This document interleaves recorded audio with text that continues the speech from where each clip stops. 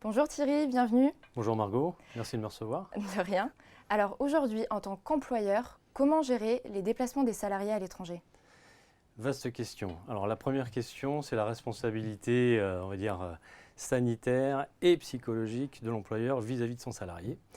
Donc l'employeur, par définition, a été obligé de revoir son document unique d'évaluation des risques avec toutes les mesures d'urgence sanitaire.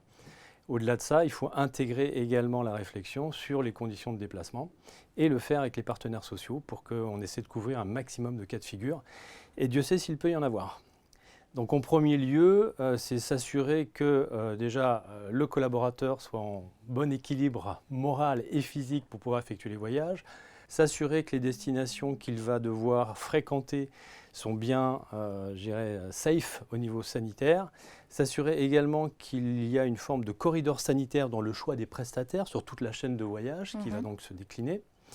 Et puis, prendre toutes les mesures nécessaires s'il s'avère que le collaborateur est exposé, est au contact de personnes qui ont les stigmates en fait, qui sont contaminées.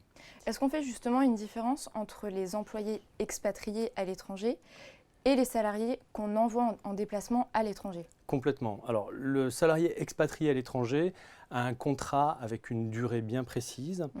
Si l'employeur estime que il est exposé au risque, il est tout à fait en mesure de le rapatrier en conformité avec les autorités du pays et les modes de transport qui sont autorisés. Donc, il a le droit d'imposer un rapatriement.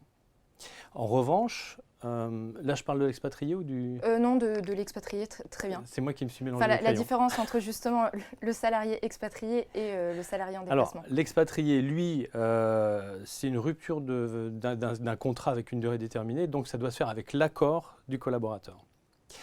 Donc il y a un arbitrage à faire des deux côtés, mais l'employeur ne peut pas l'imposer. En revanche, le collaborateur qui est sur une mission de courte durée, là l'employeur a tout loisir de lui imposer le rapatriement. D'accord.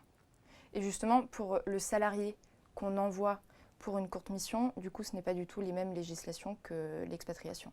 Exactement. Et on parle beaucoup de l'employeur, mais quid du salarié? Quels sont ses devoirs envers l'employeur lorsqu'il est en déplacement justement? Alors, le devoir du salarié, c'est déjà de respecter toutes les normes sanitaires qui sont imposées par l'entreprise, à la fois bien sûr sur son lieu de travail habituel, mais également en déplacement. D'autre part, d'informer son employeur s'il a les symptômes, pour qu'il soit justement mis en quatorzaine et qu'il donne tous les éléments nécessaires en termes médicaux, en termes de dossier médical.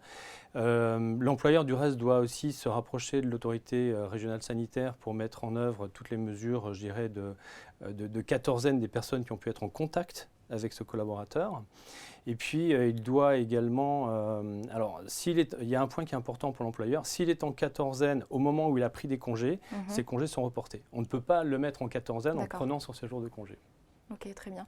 Et est-ce que pour vous, justement, une homogénéisation de toutes ces restrictions de règles sanitaires, que ce soit à l'étranger ou en Europe, pourrait justement aider les entreprises à reprendre peu à peu les déplacements à l'étranger ou est-ce que c'est trop risqué pour eux et que du coup, réduire drastiquement les déplacements s'avère inévitable? Disons qu'il y a aujourd'hui une grosse cacophonie, il n'y a pas d'harmonisation au niveau européen, donc il faut suivre au jour le jour les mesures qui sont prises. Si je prends l'espace européen, il y a plus de la moitié des pays de l'UE qui sont considérés en zone rouge.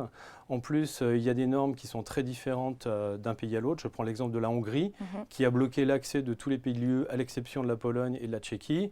Donc ça ne peut qu'améliorer les conditions, parce qu'aujourd'hui, il faut naviguer au jour le jour pratiquement. Ok, très bien. Merci beaucoup Thierry. Merci.